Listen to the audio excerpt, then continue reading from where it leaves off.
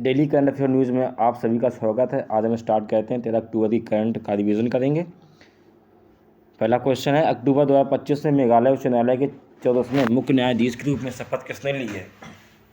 तो कल हमने इसमें पढ़ा था, न्यायमूर्ति सोमेन सेन ने शपथ ली है।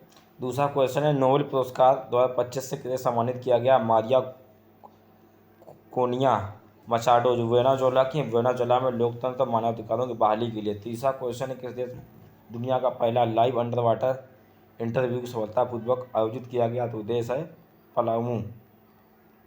फलाऊ। अंतर्राष्ट्रीय बालिका दिवस 2025 11 अक्टूबर को मनाया गया। इसकी थीम है मैं लड़कियों में बदलाव को नेतृत्व करती हूँ, संकट की अग्रिम पंक्ति में लड़कियाँ अहम हैं।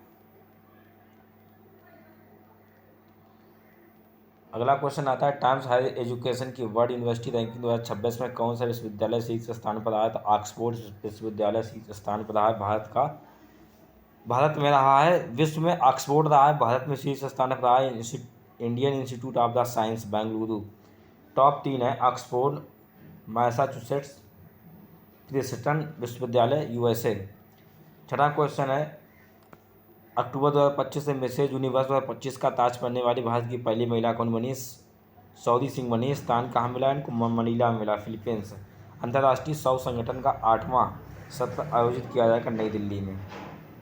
Times Higher Education World University ranking 2026 में कौन से विश्वविद्यालय शीर्ष पर रहा है? ऑक्सफोर्ड विश्वविद्यालय टॉप पर रहा है। अक्टूबर 2025 में संयुक्त सैन्य अभ्यास इंद्र 2025 किन दो देशों के बीच आयोजित हुआ? रूस। स्थान का नाम था बीकानेर में। ज्ञान यज्ञ मंडप नामक डिजिटल पुस्तकालय लाइब्रेरी लॉन्च की ओडिशा ने। गुजरात मेहसाणा में आयोजित पहले वाइब्रेंट गुजरात क्षेत्रीय सम्मेलन 2025 का साझेदार देश था दक्षिण कोरिया, जापान, वियतनाम और नीदरलैंड। स्थान मेहसाणा गुजरात। सम्मेलन की थीम थी from village to velocity. Sardar Vallabh भाई पटेल की 150वीं जयंती को उपलक्ष्य में चंडीगढ़ में सरदार 150 एकता मार्च अभियान का शुभारंभ किया गया गुलाब चंद कटारिया द्वारा। अक्टूबर 2025 में बाल श्रम को खत्म करने के लिए किस देश ने पहली बार अपनी राष्ट्रीय बाल शिक्षा नीति शुरू की? देश था फिजी। आज का पहला क्वेश्चन है, अक्टूबर 2025 में किस अभिनेत्री को केंद्रीय स्वास्थ्य परिवार कल्याण मंत्रालय का पहला मानसिक राजदूत, आपको ध्यान रखना, मानसिक राजदूत नियुक्त किया गया? ये हैं दीपिका पादुकोण। देख सकते हैं आप दीपिका पादुकोण को। फिल्म अभिनेत्री दीपिका पादुकोण को केंद्रीय स्वास्थ्य परिवार कल्याण मंत्रालय का पहला मानसिक स्वास्थ्य राजदूत नियुक्त किया गया। दीपिका पादुकोण इस भूमिका में मानसिक स्वास्थ्य की प्रति जागरूकता बढ़ाने के लिए मानसिक स्वास्थ्य से जुड़ी चिंताओं को कम करने के लिए काम करेंगी। ब्रांड एम्बेसडर देख लेते हैं 2025 के।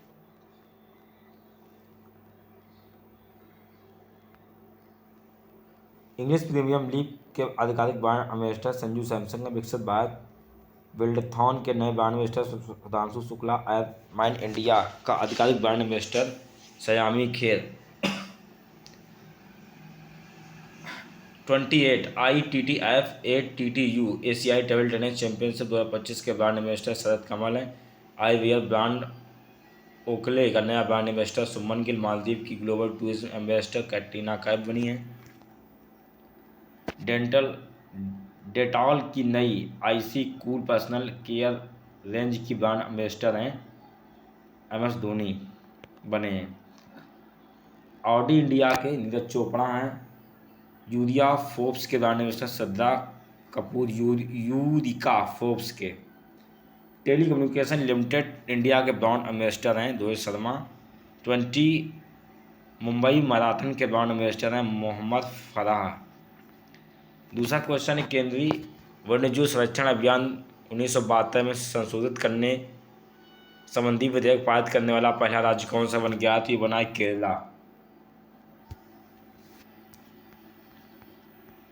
केरल केंद्रीय वन्यजीव संरक्षण एक्ट 1972 में संशोधन करने संबंधी प्रस्ताव को पारित करने वाला पहला राज्य बन गया। केरल में यह मानव पशु संघर्ष की बढ़ती घटनाओं के मद्देनजर यह डिसीजन लिया गया है। वर्तमान में केंद्र सरकार के पास अनुसूची 2 में शामिल किसी भी जंगली जानवर को हिंसक पशु घोषित करने का अधिकार है। यह विधेयक इस विधेयक में यह अधिकार राज्य सरकार को देने की प्रावधान शामिल किया गया है। तीसरा क्वेश्चन, अक्टूबर 2025 में नई दिल्ली में रूस में अक्टूबर 2025 में नई दिल्ली से रूस में कलमिकिया भेजे जा रहे भगवान बुद्ध की पवित्र अवशेष मूल रूप से उत्तर प्रदेश के किस स्थान से उत्खनन किए गए हैं? तो ये किए गए हैं पेपर हवा से। अक्टूबर 2025 में भगवान बुद्ध के अवशेष नई दिल्ली के राष्ट्रीय संग्रहालय विशेष धार्मिक सम्मानों परंपराओं के साथ भारतीय वायुसेना के विमान द्वारा रूस के कलमिकिया गणराज्य की राजधानी एलेस्ता भेजे जा रहे हैं। यह अवशेष मूल रूप से उत्तर प्रदेश के पेपरा कपिलवस्तु प्राचीन क्षेत्र से उत्खनन किए गए हैं। पहली बार रूस 11 से 18 अक्टूबर 2025 तक सार्वजनिक रूप से प्रदर्शित किए जाएंगे रूस में। इस प्रतिनिधिमंडल का नेतृत्व उत्तर प्रदेश के मुख्यमंत्री केशव प्रसाद मौर्य कर रहे हैं। यानी भगवान बुद्ध के जो अवशेष हैं वो रूस में प्रदर्शनी के लिए भेजे गए हैं। तो उस जगह का नाम क्या है? उस जगह का नाम है एलेस्ता, जहाँ भेजे जा रहे हैं। आपदा जोखिम न्यूनीकरण के लिए अंतर्राष्ट्रीय दिवस 2025 कब मनाया गया? तो ये मनाया गया 12 अक्टूबर को। गोबी रेगिस्तान में दुनिया का पहला ड्यूल टावर सौर तापी ऊर्जा संयंत्र किस देश ने शुरू किया है? तो ऐसा करने वाला देश चीनी है, जो नए तरीके के काम किया करता है। गोबी रेगिस्तान में दुनिया का पहला ड्यूल टावर सौर तापी ऊर्जा संयंत्र चीन ने शुरू किया है। यह संयंत्र पिघले हुए नमक का प्रयोग करके रात में बिजली पैदा करेगा। यह संयंत्र गासू प्रांत की झुआंजो काउंटी में स्थित है। इसे चाइना 3 गार्गेज कॉरपोरेशन द्वारा विकसित किया गया है।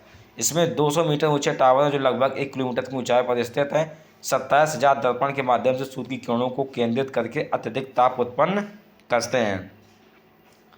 नेक्स्ट क्वेश्चन है, अक्टूबर 2025 में सभी अंतर्राष्ट्रीय प्रारूप टेस्ट ओडीआई T20 में 50-50 मैच खेलने वाले पहले भारतीय तेज गेंदबाज बन गए हैं। जसप्रीत बुमराह बन गए हैं।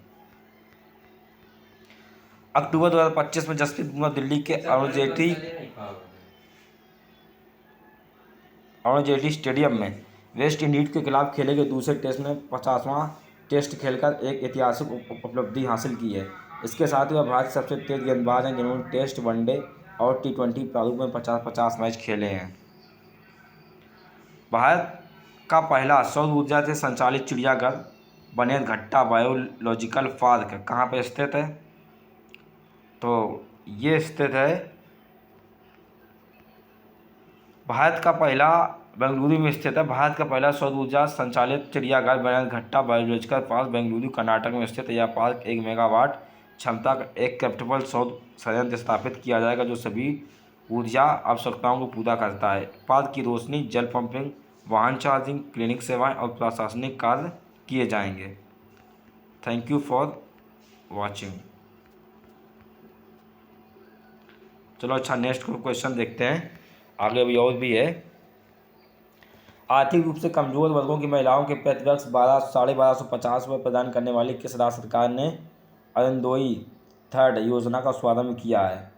तो ये योजना स्टार्ट की है आसाम के मुख्यमंत्री हेमंत बिस्व शर्मा ने। अक्टूबर 2025 में किस देश ने सुरक्षा को वायु रक्षा प्रणाली मजबूत करने के लिए टी-डोम नामक बहुउद्देशीय रक्षा सिस्टम स्थापित करने की घोषणा की? ताइवान। देखो, ता से ताइवान और टी से टी-डोम, इसे आप ऐसे याद कर सकते हैं। ताइवान के राष्ट्रपति ताई चे ने राष्ट्रीय दिवस के अवसर पर देश की सुरक्षा को मजबूत करने के लिए टी-डोम नामक बहुस्तरीय वायु रक्षा सिस्टम स्थापित करने की घोषणा की है। यह सिस्टम इजराइल के आयरन डोम की तर्ज पर डिजाइन किया गया है जो चीन की मिसाइल और ड्रोन को हवा में नष्ट कर देगा। अक्टूबर 2025 में मॉडल यूनाइटेड नेशंस के तर्ज पर स्कूलों में ग्राम सभा की प्रक्रिया को प्रस्तुत करने के लिए केंद्र सरकार किस पहल को स्टार्ट किया? तो मॉडल यूथ ग्राम सभा स्टार्ट किया है। देखो, इसका मतलब है कि मॉडल यूथ नेशंस की तर्ज पर गांव में केंद्र सरकार ने गांव में वो पहले स्टार्ट की है, गांव लेवल पे। तो गांव लेवल पे मॉडल यूथ ग्राम, और वैसे राष्ट्रीय लेवल पे मॉडल यूनाइटेड नेशंस, इसका ये मतलब है।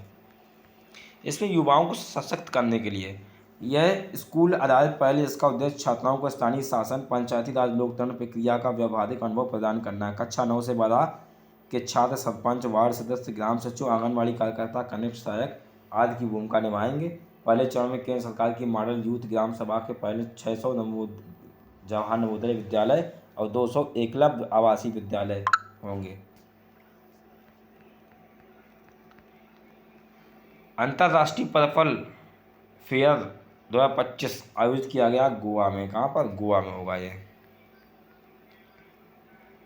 कार्यक्रम का नाम है अंतर्राष्ट्रीय पर्पल फेयर 2025। तिथि अक्टूबर 9 से 12 अक्टूबर। स्थान पानी गोवा। संस्करण 30। मुख्य अतिथि प्रमोद सावंत गोवा के मुख्यमंत्री। आयोजक राज्य विकलांग आयुक्त समाज कल्याण निदेशालय गोवा। मनोरंजन सोसाइटी। उद्देश्य विकलांग व्यक्तियों की प्रतिभा और उद्यमिता को सशक्तिकरण में उजागर करना।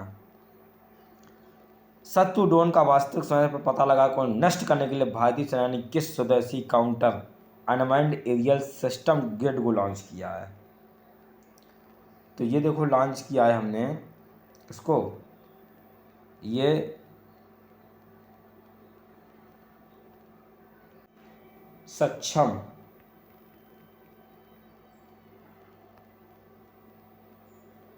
वायु शत्रु ड्रोनों का वास्तविक समय पता लगा को नष्ट करने के लिए भारतीय सेना के किस स्वदेशी counter unmanned aerial system grid को लॉन्च किया है? तो उसको लॉन्च किया, इसको सक्षम को लॉन्च किया है।